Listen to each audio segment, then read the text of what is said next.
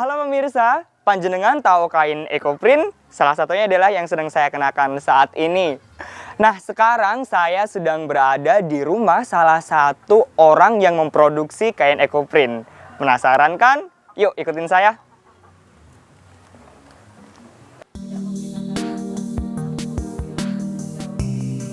Ekoprint merupakan kerajinan tangan dari daun yang saat ini tengah populer di kalangan masyarakat pecinta kain bermotif unik. Dikatakan unik karena motif yang dihasilkan bersumber dari serat daun asli.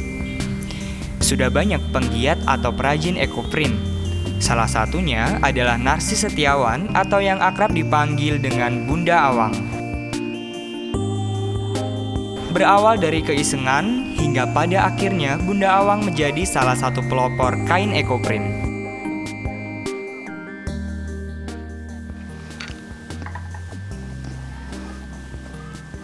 Assalamualaikum Bunda. Waalaikumsalam. Halo, apa kabar? Baik Bunda, gimana kabarnya Bunda? Alhamdulillah baik. Gimana nih Mas? Lama nggak ketemu ya kita? Iya Bun, makanya main-main kesini Bun. Bun, kalau boleh tahu, usahanya ini sejak kapan sih Bun? Saya menggeluti ekoprint itu sejak Januari 2015. Oke, bisa diceritain sedikit nggak Bun, gimana kok bisa kenal dengan ekoprint? Awalnya nggak sengaja ya. Pada saat itu saya masih tinggal di Surabaya. Terus lagi kepala agak pening nih. Jadi duduk di teras rumah, di Surabaya. Habis itu Bunda lihat dua rumah dari rumah Bunda ada tante yang lagi motongin daun jambu batu. Terus Bunda nanya, "Tante, kenapa kok dipotongin?" "Ah, biar nggak rungsep aja." Rungsep tuh bahasa Indonesianya apa ya? Biar nggak rimbun. Nggak berantakan. Biar nggak rimbun gitu. Terus waktu itu Bunda ingat tuh dulu waktu almarhumah ibu Bunda, ketika anaknya kecil-kecil, kalau diare dia nggak kasih obat.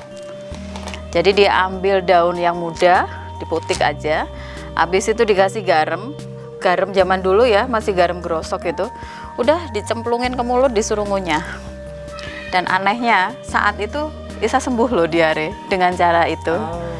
Oke, akhirnya Bunda pungutin, terus minta ya. Tak bawain pulang tuh daun-daun. Saat itu masih belum tahu itu daun mau dipakai untuk apa. Udah ambil, habis itu bawa pulang, masuk rumah. Itu kayak ada yang ngarahin aja. Ya begitu buka pintu, Bunda langsung ke dapur ambil palu. Udah, habis itu daun tak taruh di atas kain, tak pukul-pukul tuh pakai palu besi. Nah, begitu selesai loh, kok bagus ya. Jadi daun bisa nempel, terus serat-serat daunnya bisa kelihatan. Nyoba lagi. Habis itu keluar minta lagi sama tantenya.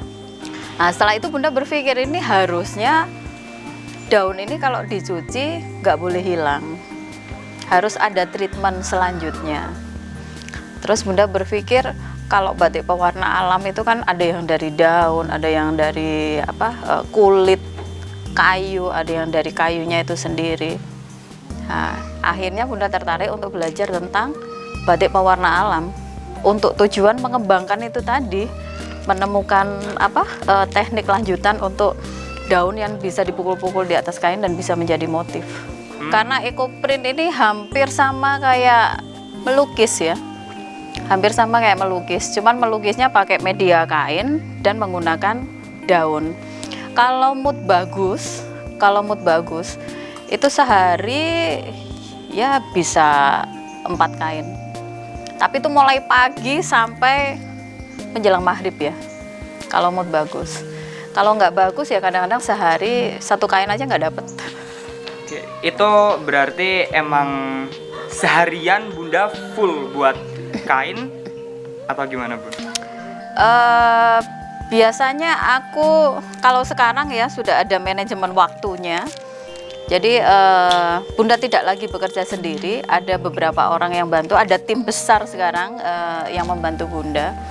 Ada yang bantuin produksi, ada yang bantuin fotografi, ada yang bantuin untuk handle medsos dan lain-lain. Bunda tetap berproduksi, tapi saat di sela-sela kesibukan untuk keliling ke luar kota ya, untuk marketing, untuk proses edukasi ekoprint. Ya kalau ada sela-sela waktu, Bunda pulang ke Jogja untuk produksi.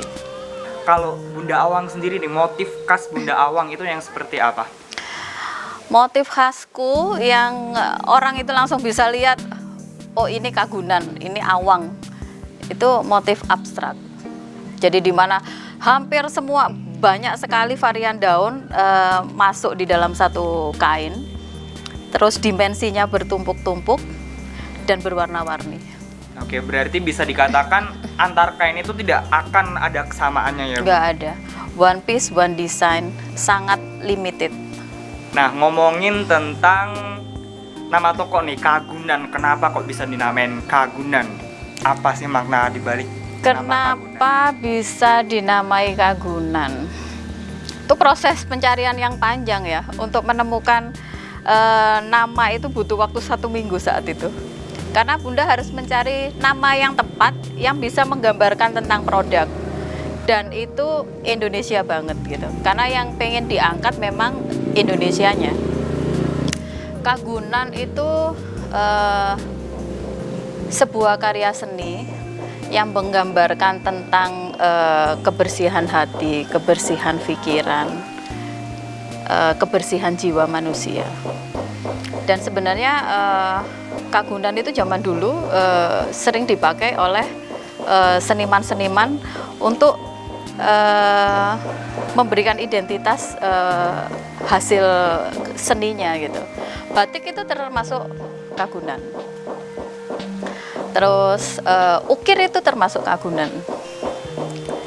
Dan Bunda sedikit memaksakan diri ekoprint masuk dalam Kagunan.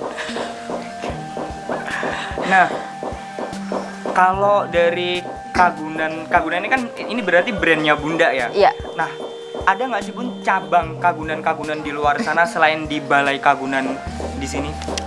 Karena selama ini cara marketingnya masih konvensional, jadi juga semua terpusat di Balai Kagunan.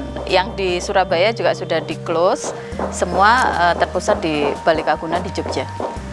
Nah, itu tadi sekilas tentang kain Kagunan milik Bunda Awang. Dan jangan kemana-mana, tetap di Majalah Kresna TV.